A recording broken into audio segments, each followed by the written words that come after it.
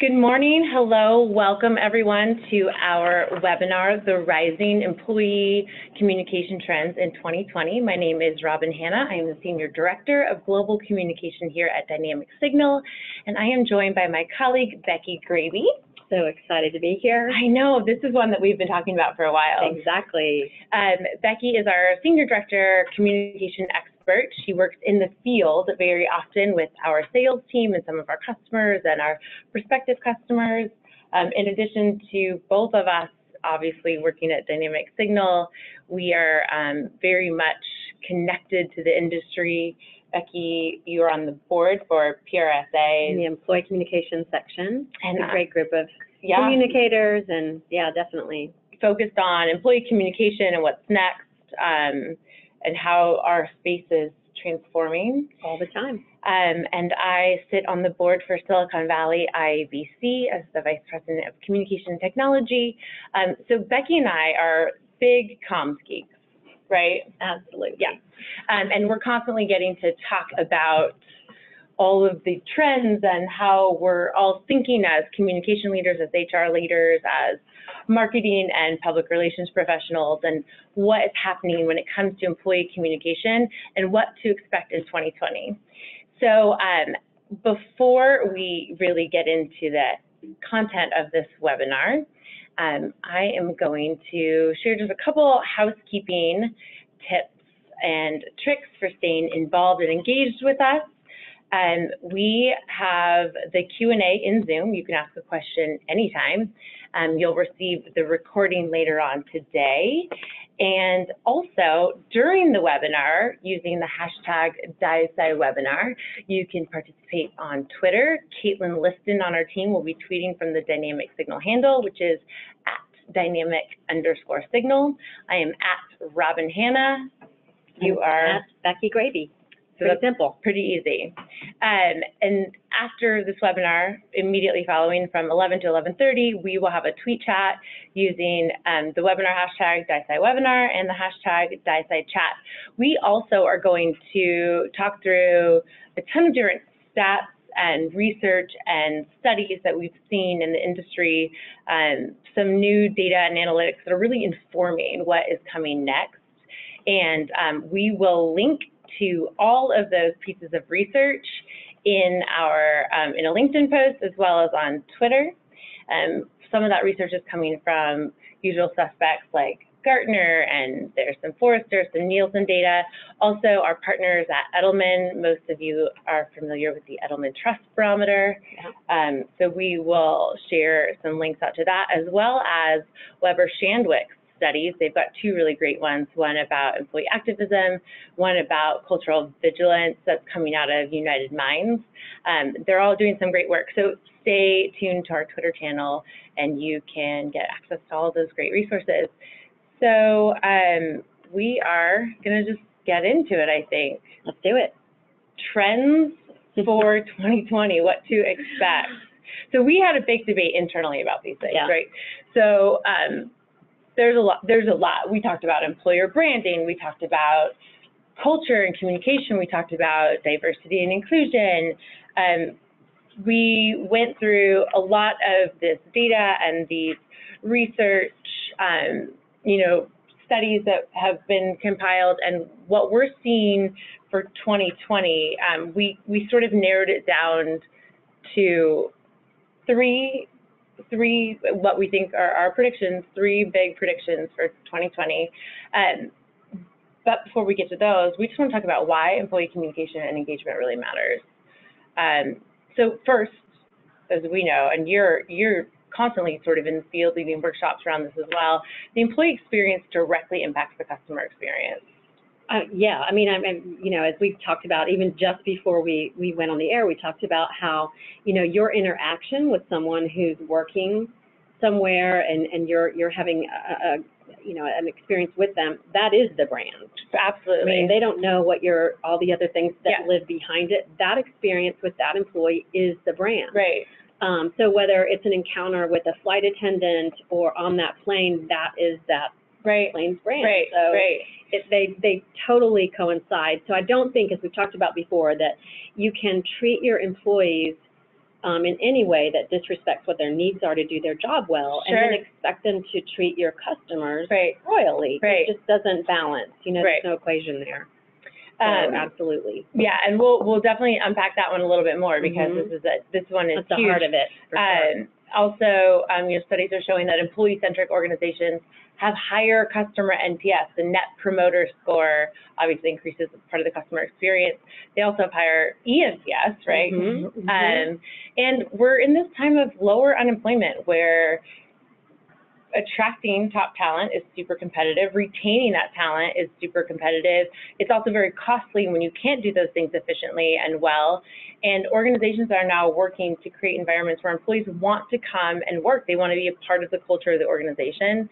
And then the final one, which we see as a tether through all of these things, is that today employee expectations have shifted in this digital age, with digital natives really being the bulk of the workforce. Today, they expect to have a voice. Well, we're all connected. So we're talking in ways that we've never talked before about things that are happening in real time. And whereas at one time you might be able to hide conversations behind conference room doors or in a locked file cabinet, it doesn't work like that anymore. So there's so many other ways for things to get out in very authentic conversation, and so it's even more important than ever. And there are platforms like Glassdoor, for example. No employees ever asked permission or read the social media policy to decide if they are allowed to write a review, right? They just do.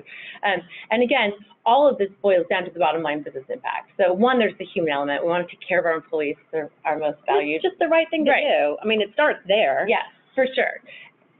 But also, we all have a fiduciary responsibility to our organizations, and when employees feel engaged and connected and aligned and valued, they do better work.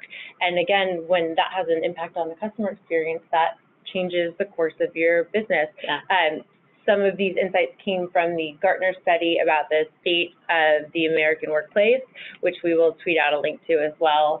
But it's just undeniable how critical employee communication and engagement is in today's digital age for today's employees and to rise to meet the evolving employee expectations. And what's neat about it is I think our company leaders and all the other people involved in this equation are beginning to see that as well.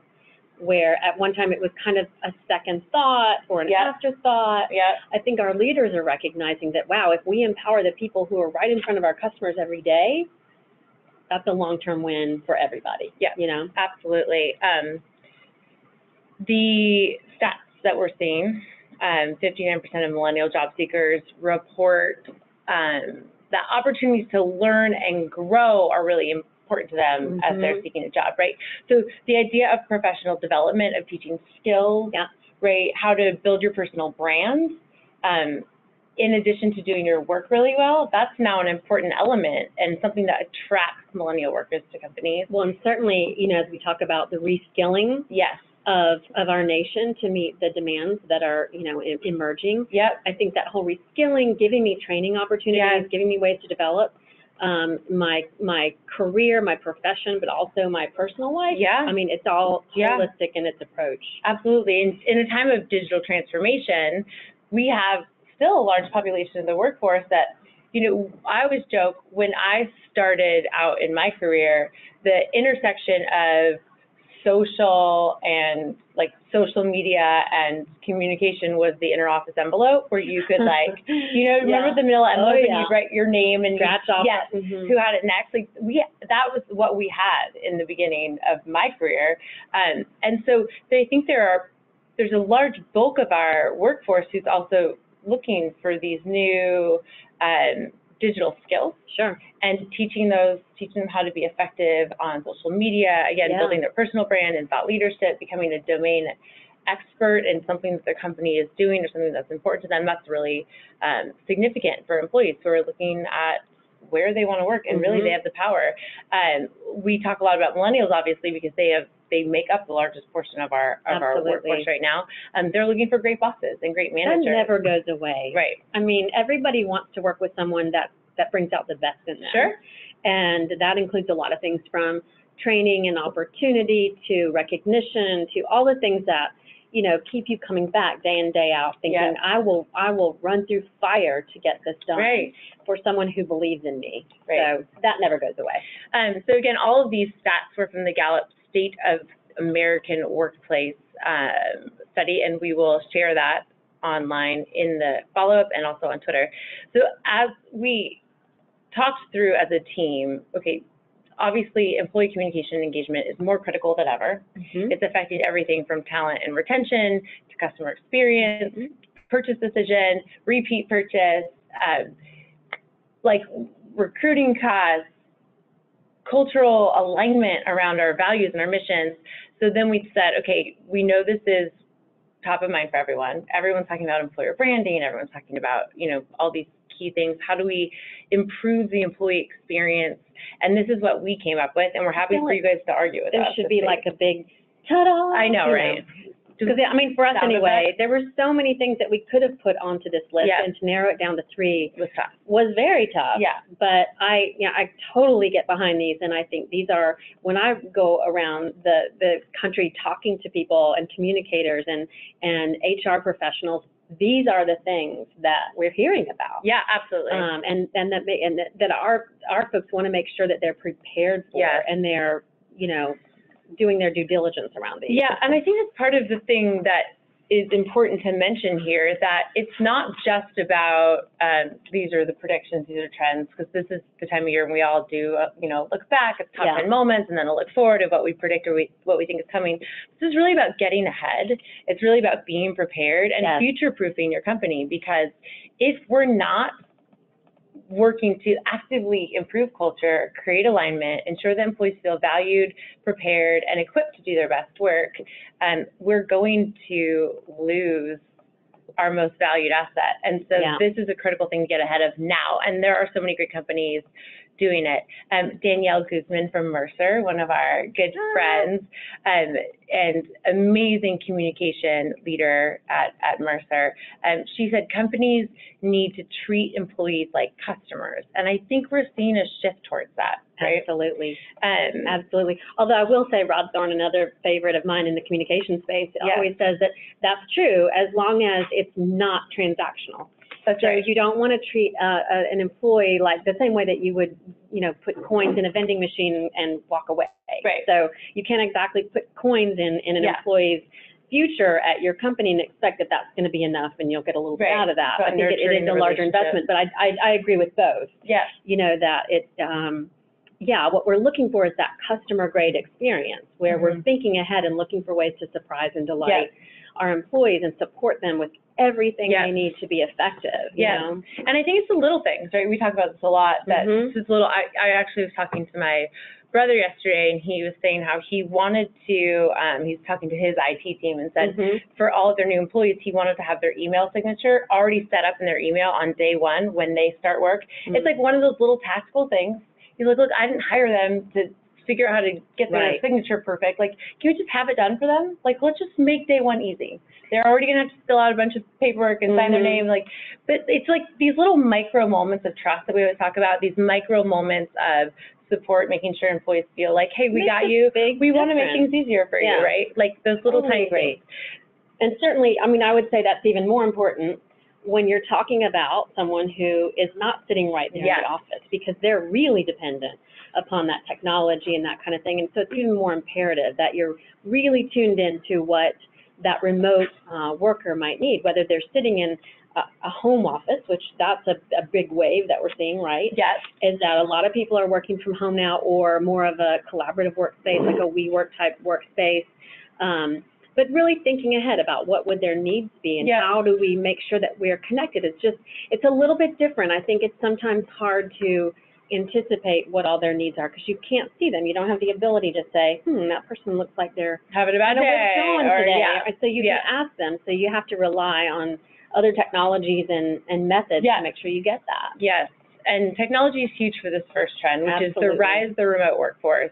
So in addition to more and more people working from home, right, working at home offices, we're seeing a rise in the gig economy with delivery drivers, Amazon drivers. Like, you know, we have these part-time drivers, we've got Instacart and DoorDash and Uber, obviously, right? And then there's a huge segment of the economy and the workforce that's retiring, and they don't want to just completely get out of their profession, but they might just want to take 1 or 2 projects.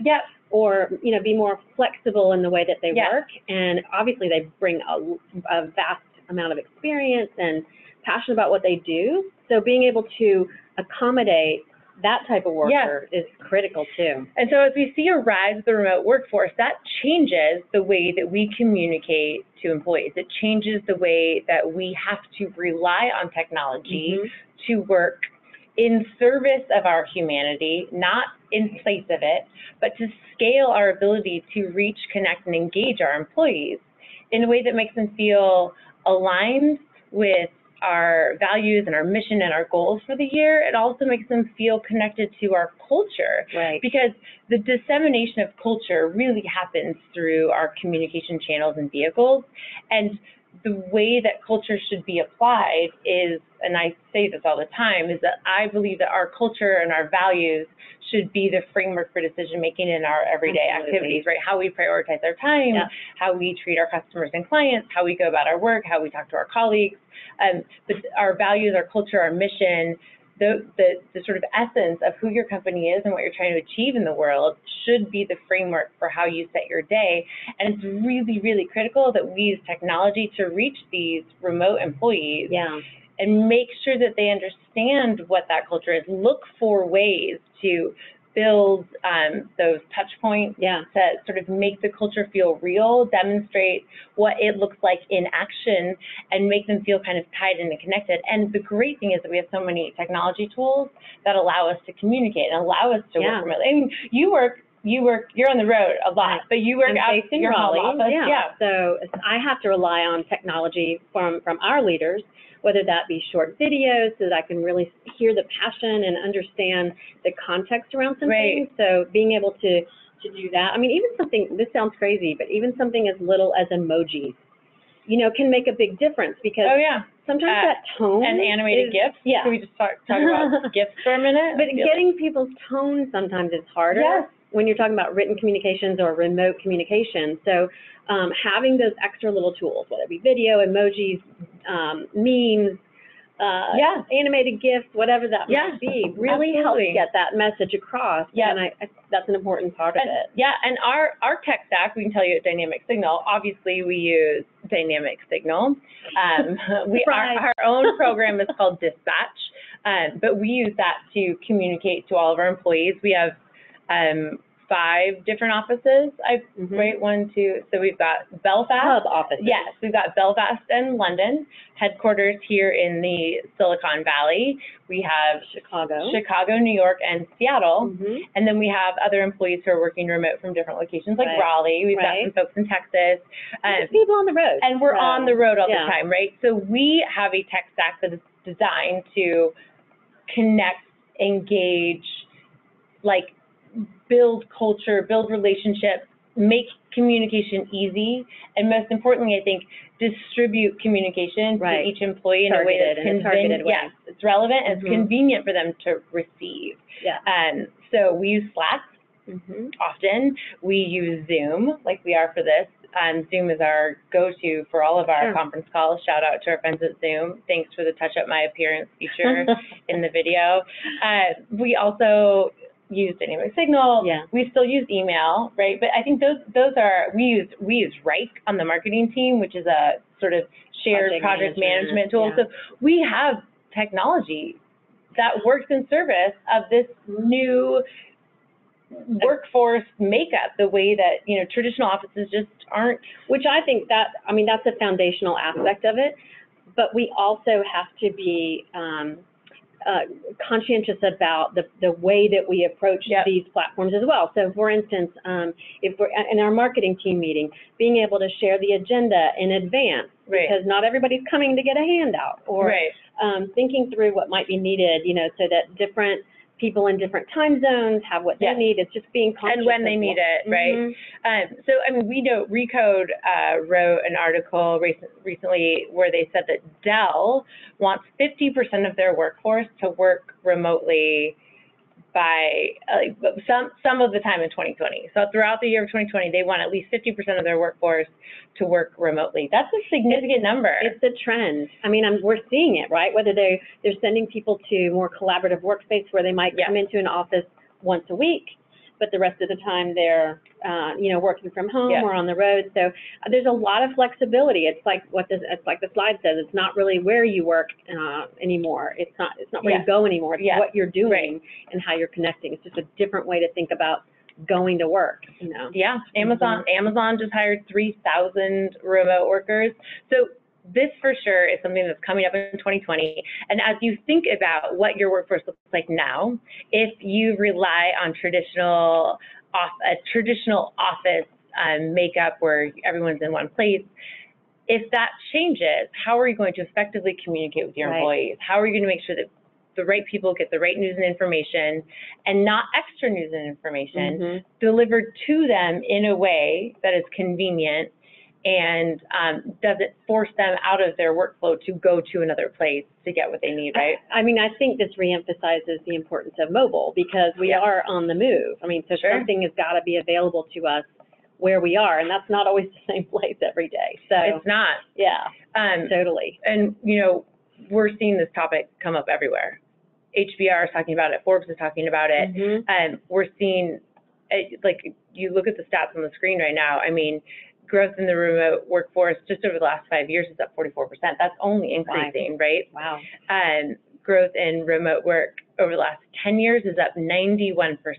Wow. So as we move forward, and 159% over the last 12 years, and all of that, and when you look at that and you overlay that to the technology landscape, the way that MarTech has risen, I think the way you look at social media and the tools that allow us, Skype for Business, right? Like, so all these great tools that we're all using allow us to work remotely. I think it's just something that we have to embrace and understand how to get ahead of, because we don't want to lose that sense of culture, that sense of mission, that sense of connection amongst each other. Well, and as communicators, I think obviously it's a cost-effective way for businesses to operate, to allow their employees to work from home. Employees love it. They love the flexibility of not having to put in commute time, sometimes 2 hours a day or so. So there are advantages all the way around, but I don't think you can make a decision as a company to shift the way you're working to a remote workforce without making shifts in your communication strategy, right? So I think that's our role, is to make sure that we are at that table talking about the intentional ways that we need to meet this new way of working. Yeah, absolutely. And again, when we talk about the gig economy, and this will bring us into, I think, our second trend also, but when we talk about the gig economy, we talk about how those employees, even if they're 1099 employees or whatever, right, part-time, but how they represent the brand to the consumer. Yeah. My Uber driver is my experience of Uber, right? Exactly. If or Lyft or whoever else, and if the global company isn't imbuing those gig workers with a sense of culture and identity in the brand and who they're trying to be in the world, then their brand erodes, and it doesn't matter how great the marketing team is. That's absolutely true, especially in any kind of, like, the hospitality industry, retail, restaurants, all of those. A lot of those are part-time or contract workers, who aren't sitting in HQ. But I mean, being able to connect with them to let them know what's happening and to provide some recognition. We love that you're here and what you're doing to represent us. So absolutely. Because trend number two, the rise of employees as stakeholders. This is something that I think we probably called this last year. It still continues to be a really important topic to stay on top of. The role of employees is going to evolve. Employees are your brand. They are your most valued asset. They are public speakers. Once you publicly identify as an employee of a company on LinkedIn, you now become a representative of that brand. And so as executives, leaders, communication and PR professionals, we have to consider our employees as one of these core audiences who are a stakeholder who directly impacts brand reputation. And as we know, brand reputation directly impacts business success. So, I mean, we talk about this Jamie Dimon quote all the time, right? That employers are investing in their workers and communities because they know that this is what we have to do to be successful, and it's the right thing to do, right? It is, but I think that's a shift, because for many, many years, decades, we've talked about, as companies, we're focused on creating shareholder value. Yep. And so the idea of intentionally talking about the investment that organizations are making in their employees and their workforce is kind of a new positioning, you know? And I think they're recognizing that in the end, the long-term play for shareholders is they're going to earn more as well if employees feel like they've got the resources that they need and feel valued. So I love that Jamie Dimon came out and talked about this, and that I think there were something like 180 other CEOs, large company CEOs, that signed this into effect as well. The Business Roundtable purpose statement was, But I think it set a precedent for businesses and organizations of every size. To say, wow, we need to take a look at this. This makes sense, And here's the thing, again, we talk about Glassdoor all the time because it's really important, right? When you are even considering interviewing for an organization, and the war for talent is big, right? You go to Glassdoor, you want to hear what actual employers are saying, just like we went to Yelp forever, right? Glassdoor just released their top 100 companies, the employee's choice, right? So now companies are even being recognized for the way that their employees feel about them and are proactively speaking about them in things like this Glassdoor list. That impacts the caliber of people that they attract. So I mean, great place to work. Circle. Great place to work is all, we see that Fortune list come out every year. Richard Branson said, I want to say it was 2017, I'm sure somebody will correct me on Twitter if I'm wrong, but, he said, put your employees first, your customers second, and your shareholders third, and everything will kind of fall into place. And I think that really resonated with people because it felt different, but it felt right. It felt like this makes sense. We know that when we consider our employees as a key stakeholder in our business success, that everything else will sort of fall in line. Totally. It creates that foundation, that important foundation that, companies want. But I mean, I don't think it can be lip service either. Right. I mean, as communicators, again, we need to be advising our leaders and providing some strategy and some ideas around how do we live that out. We might say that outwardly, that we believe that our employees are an important stakeholder. How do we put that into practice, in our 2020 and beyond planning? How do we make sure that we bring that to life? Gartner's study found that diversity and inclusion was the #1 priority for CEOs in their research.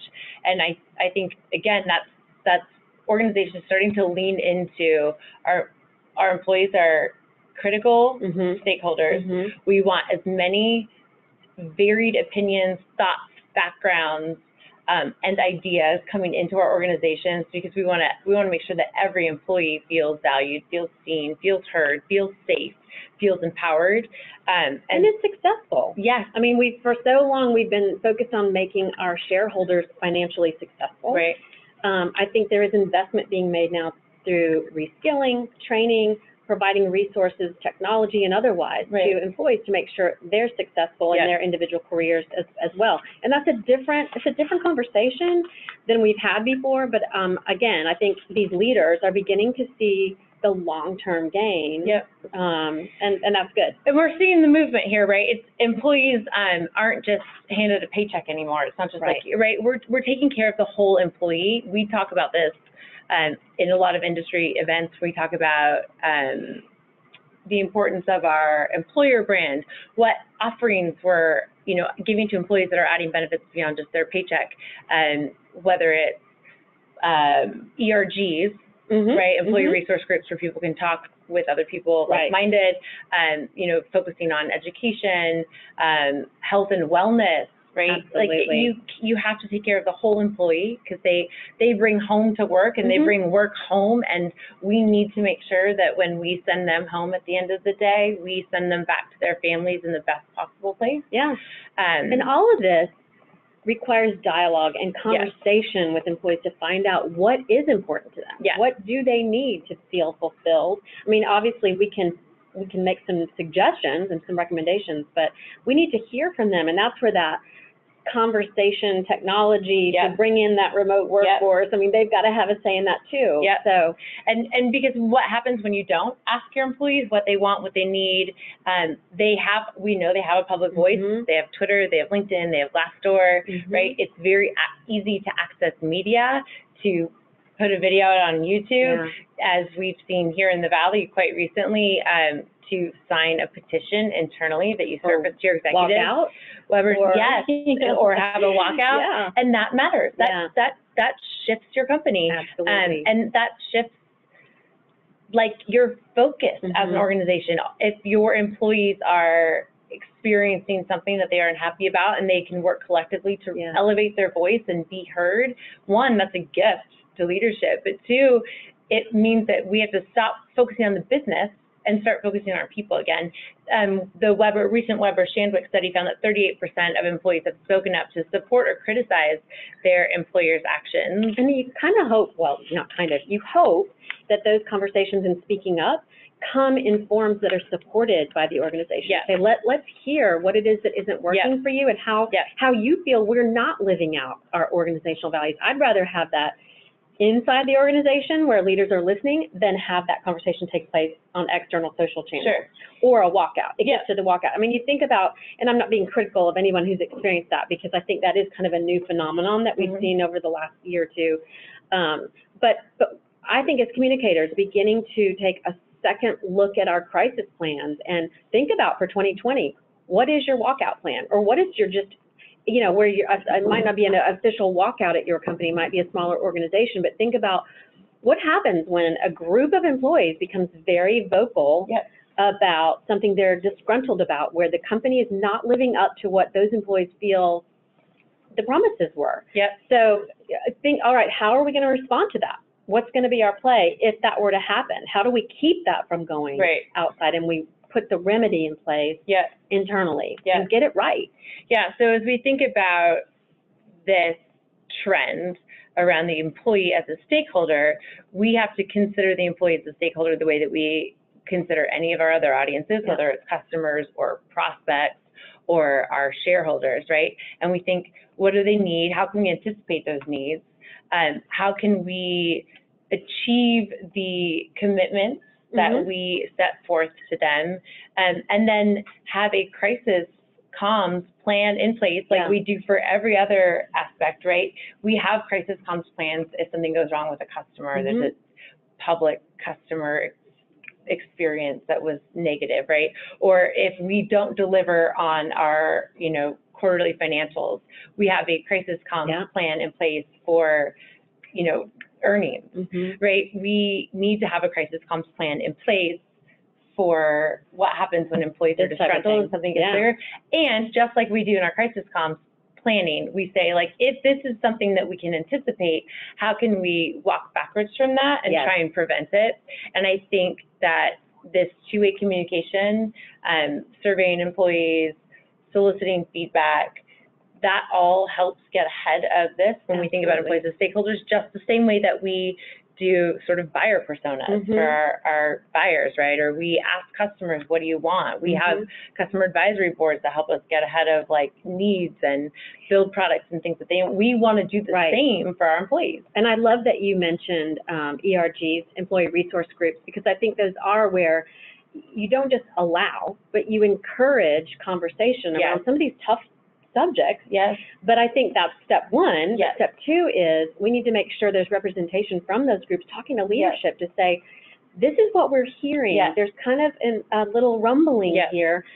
Should we take action and bring you in and try to figure out, a remedy to this early in the game, And then tying this back into point number one about the remote workforce, if employees are working at home or in a co-working space, it's even more critical, I think, that we remember that their stakeholders, one, we're dramatically impacting their home life, or two, they are very much a representation of our brand, disconnected from the rest of the company.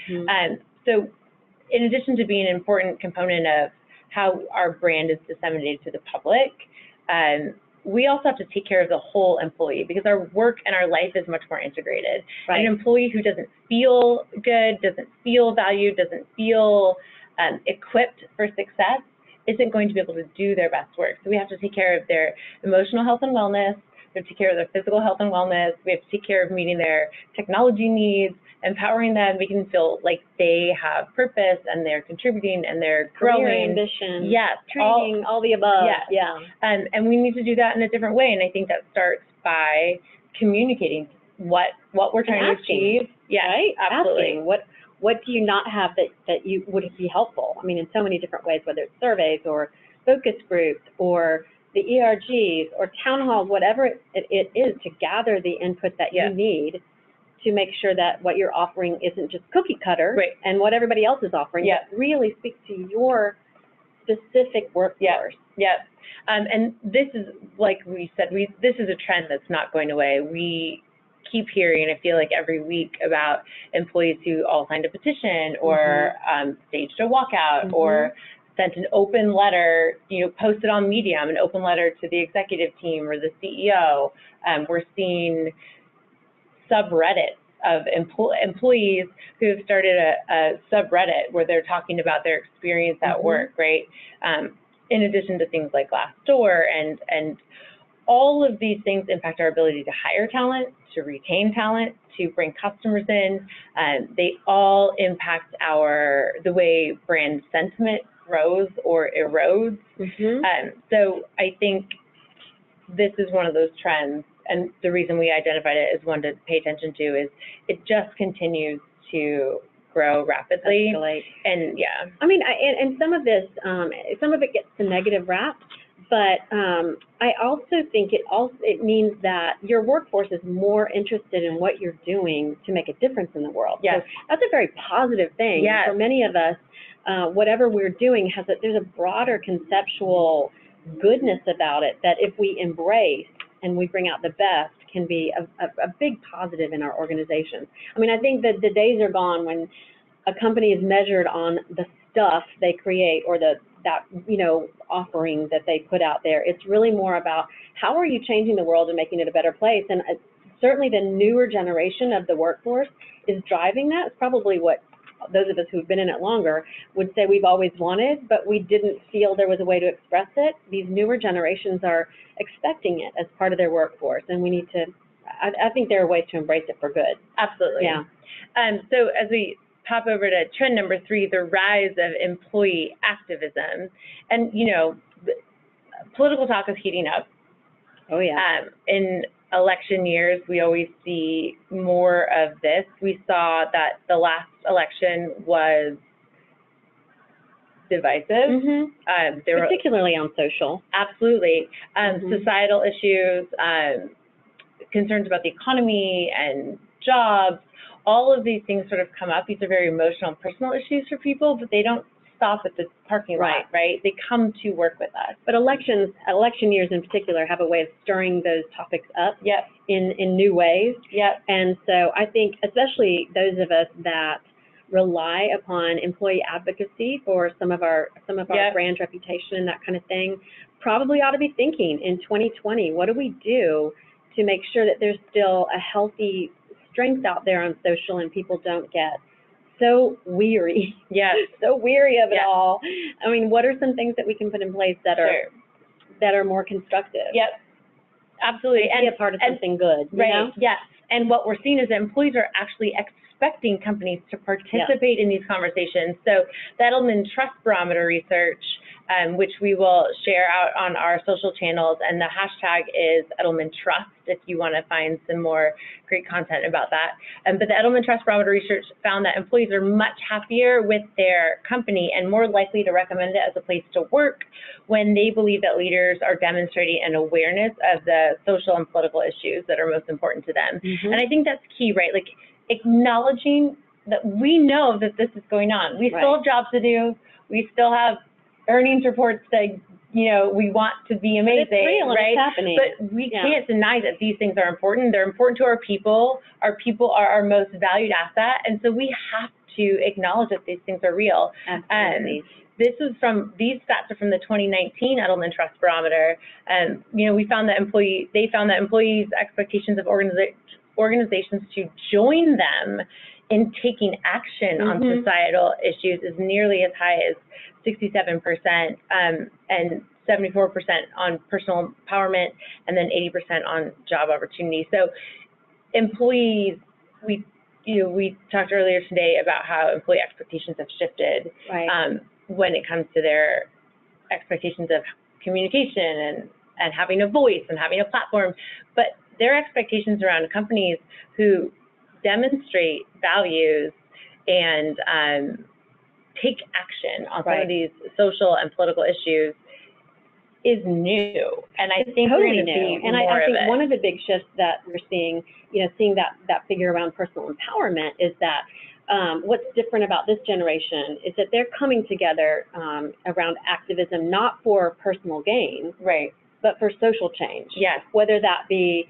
health and wellness, or a better environment, or looking out for others in some other way. So that's a shift, which is wonderful. But it is a shift. Absolutely. And Weber Shandwick has done some incredible research on this area of study. They found that 30% of employees expect a cultural crisis in the next 2 years. So employees are already waiting in expectation of a crisis, a cultural crisis in their companies, and in our society in the next couple of years. That is something that you have to get ahead of as you think about executive communication. If you're running any kind of HR function in your organization, these are things that this is a trend that you need to have a plan in place for now. A global eyewear manufacturer, I almost said who it was, saw an increase of 104% in more employees using the platform, their dynamic signal platform, when they began using it for internal communication in addition to employee advocacy. Because it's not enough to just say, hey, we want you to be, you want to have a voice, you want to be a brand advocate, we want to give you the platform, here, share this content, right? It's we want you to feel connected first. We want you to feel heard, and we want to engage with you, and then we want to give you great stuff to share, whether it's about our CSR activities or our ERGs, it's great stuff to share, but it's also great efforts to be involved in. Because I know this company also invites employees on a regular basis to participate in free eye exam to underserved communities that are in the communities that they serve, or take part in international sunglasses day around, protecting our eyes. So it's more educational and not self-serving, but community serving, world serving, and people are much more likely to want to be a part of something big like that. And again, that's part of how we make people feel connected and connected to our culture. So many organizations are doing incredible work around corporate social responsibility and philanthropy, and giving employees opportunities to participate in things that are important to them, social issues that are important to them. I think Purina had the great Pride Parade float, right? So you want to talk a little bit about? Yeah, they participate in Pride Fest in their home city of St. Louis, and they really come out and make the statement. I mean, I think the time is gone when companies and company leaders can hide behind, we don't want to take a stand. Employees are expecting their leaders and their companies to take a stand in what matches with their values. Right. There's a way to do that. I think when you come out and a CEO or a leader expresses an opinion around something, it needs to be more than just that individual's personal experience, but it needs to be, this is why it's important for our business. Yeah. Because you might disagree with that stance, but as a business, if you can say, this is what we want to be about, and how it supports what we're trying to accomplish in the world. For Purina, that's acceptance and bringing whole selves to work. So allowing employees and encouraging employees to take part in something like Pride Fest is important. And International Women's Day, Mercer did some great stuff with them, with that movement, and they had, part of their Mercer chat for the week was about International Women's Day. March of Dimes is like such good work around. I know. Yeah, all the things that they do, just so impressive. But, you know, educating the community, the world about what some of those advancements are, and inviting, not in their case, not just their employees, but also those who are strong supporters of that organization to talk about things in ways that are helpful to new parents and that kind of thing. And again, in the digital age, when every employee has a voice, every employee has access to social media platforms, we don't silo our digital selves from our 9-to-5 selves. And like 9-to-5 doesn't really feel like it exists anymore anyway. We have an integrated life and work experience today. And so social issues and political issues that are important to our employees are going to surface alongside content about their job and their company. Which is the way life surfaces. I mean, you know, so it's mirroring what we're experiencing in our personal life. Yes, and as we've seen from Edelman Trust and from Weber's research around activism, as well as the research coming out of United Minds, the consultancy inside of Weber Shandwick, about employees and culture and cultural vigilance.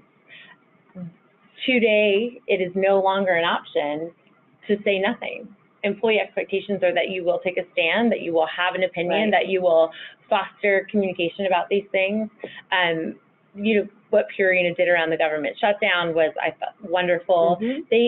They're having a voice. Exactly. And they're not pretending like it's not happening. That's right. That's right. And research shows, I believe it was Weber Shandwick that found that once a CEO or an executive has spoken out, employee expectations are that they will again, and that they are discontent if that gets quiet, right? So we expect our leaders to have a voice and showcase how, if something's coming up in a societal issue or a political issue that will impact our company or the work we're doing or our mission, to take a stand and to also support employees taking a stand and to foster that kind of communication internally, which is really, really different than what we've had to do in the past. That environment of openness and transparency, so that even if there are employees who feel differently than the company's or the leader's stance, there's room for that conversation, as long as it's constructive and stays within the realms of respecting one another. But there's room for that, and that's where I think those ERGs become so important, or open, you know, coffee conversations, just to make sure that employees feel heard. Right, because there's no amount of free food or napping pods or ping pong tables that are going to replace employees feeling whole at work, right? And I talk about this often, that we definitely have a very significant bottom line business impact as communicators, right? Disseminating goals, values, creating alignment, equipping employees with the information and assets they need to do their jobs well, right? The tools they need. But also, our human capital is our most valued asset, and as communicators, we have a role and a responsibility to make sure that when we send home mom or dad, partner, sister, daughter, son, like we send people back home to their friends and their families, that they leave work feeling good. Because we know when you come home from a day at work where you don't feel valued, you weren't productive, you don't feel like you matter, you felt frustrated because you couldn't get your work done, you don't show up in a good place, right? So I think as executives and leaders and communication professionals and HR professionals, we have an opportunity to send people home feeling better about their day, right? Where they have like a little bit more energy to play catch with their kid or make dinner or have a conversation. That that's not just a fluff and a nice to have, but that benefits the business and the outcomes that we'll experience that day and the next. Absolutely. So it's all tied in. All tied in. So our big takeaways here, like technology is finally providing us with the tools we need to keep up with these trends, and we need to use it. I always say in service of our humanity, not in replace of it. But workplace communication has to evolve with these expectations that employees have today, no matter where the employee is, no matter if they're full-time or gig, right? And we need to use, I think, technology for this. And by that we mean technology as well as the strategy behind that technology. That's right. It can't be enough just to toss another piece of tech out there and assume that it's going to do it. I think we have to rethink the strategy of how we use that well. You know? Yes, and how we empower engagement and conversation and solicit feedback that is not just this top-down megaphone, right? Employers see the value of letting employees bring their whole selves to work. This is something that is not going away. And that top talent gravitates towards companies that are providing these things, that are aligned with their values and the way they want to live their life. I do want to make sure that we have time for Q&A. I know I've seen some questions pop in from the audience already. As a reminder, any of the stats we mentioned from United Minds, Weber Standwick, Edelman, Gallup, we will share those. We can also tweet out some links to some of the great case studies and customer examples that we shared. I think we've got some up on our blog. I know Purina and Mercer have some really incredible stories about how they're communicating with their employees and how they're, you know, engaging employees in a different way. Our next webinar in January actually is with Purina, and we're going to talk about how they're engaging their factory workers and how they're changing communication and what they're doing there. So let's jump into some of these questions, and you can join us after for our tweet chat. I just want to go back to that. So let's see. I'm going to open up the Q&A, and also you can tweet hashtag #DiceEyeWebinar if you have any questions that you want to share. Caitlin is fielding those now. So one of the questions that came in here is, how can I approach my CEO about the security concerns of giving our employees a voice on social media? This is one that we get all the time. And it's a fair question, because it sounds really scary. But the reality is, your employees are already on social media. They are already talking. They already have a voice. So it's not about shifting their voice to sound like your brand voice. It's about empowering them to communicate in an authentic way in their voice about their experience. So I think if there's any fear or concern about what they might say, that's a good opportunity to be introspective and ask yourself, why would we be afraid? What do we have to hide? What are we not nailing or doing well? And let's fix that rather than worry about what they're going to tell, right? I totally think so. And I think it goes hand in hand with making sure that they do feel well educated about the kind of the brand promise that you have or the things that are important to your organization. I don't think that can just be a social approach. It has to be an internal one as well. So, you know, really coupling great internal communication with allowing them the opportunity to share the good things that are going on in your organization, that you're doing in the community, and around the innovation that's taking place in your organization. Absolutely. Another question we got here was, how forceful do you think comms teams should be to encourage leadership to embrace this idea of employee activism? Listen, our job, I believe, our job as communication professionals is to be a strategic advisor and an educator. We are not order takers. We're not like, hey, we need to tell the employees this, or hey, we need to tell the press this. Here's your, right? I'm constantly telling other people who are doing communication here at the company, like, hey, you are not a drive-through window, right? We apply strategy, and I think we do need to be aggressive and vigilant in educating our senior executives about the importance of things like this shifting expectation around advocacy, around activism, around, you know, having a voice. It's our job to prepare our leaders for that. It's our job to let them know what best practice is. They still get to make their choices, right? But as strategic counselors, it's critical that we elevate this for them. Well, two things that come to mind as you're saying those things. I mean, first of all, there's risk. There is risk in opening this up, and I think to not address that is really not honoring that this is a big move.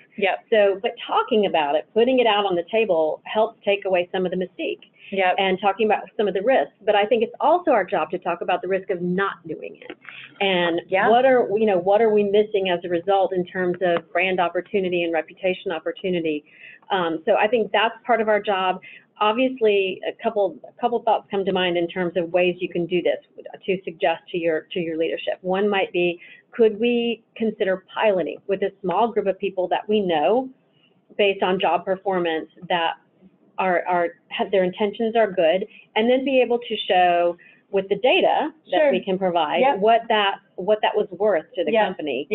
And I think, being able, in most cases, what we've discovered is that an employee's reach is 8 times what a brand's reach is. So especially when you're talking about like job opportunities and that sort of thing. I would say data scientists know other data scientists.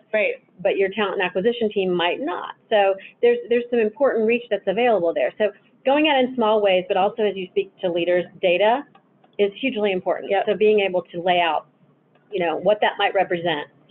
And we're starting to have case studies now where we see the financial and business impact of participating or not participating in these conversations. And we now have these great stats from Gallup and from Gartner and from Weber and from Edelman about what employees want and need. We also know how much our recruiting costs are, right? We know how much money it costs to replace an employee who's been trained and here and they leave with some of that tribal knowledge. It impacts the customer experience. Absolutely. They lose their person that they love seeing in the drive-through window every morning. Or their customer success person, or whatever it is. And so we know that if these are the stats we have about what employee expectations are, what they want, and these are the stats about where employees want to work and what their expectations of leadership are. It's our job as communication professionals to elevate that and to provide a strategic recommendation and best practices and the education that our executive teams need. And if you're too scared to do that, maybe do something different with your for your career. Well, I mean, seriously, as we talk about today, like the 3 trends that we talked about, we believe are global and in nature and all encompassing of all kinds of different industries and approaches. But there are probably some trends that are unique to your own industry or your area of the country or the world. So being able to really think through those and strategically put those in front of your leaders with some recommendations as to here are a few of the things that we want to recommend and do differently in 2020 as a result of knowing that these are on the horizon. If you want to be seen as a strategic advisor, put some strategy and advice into the equation. And, they might only accept 1 or 2 things, but I think it's still our job to elevate it. Absolutely, and to get them thinking about what some of those things are that they should be aware of. So our last question, because we're almost out of time here.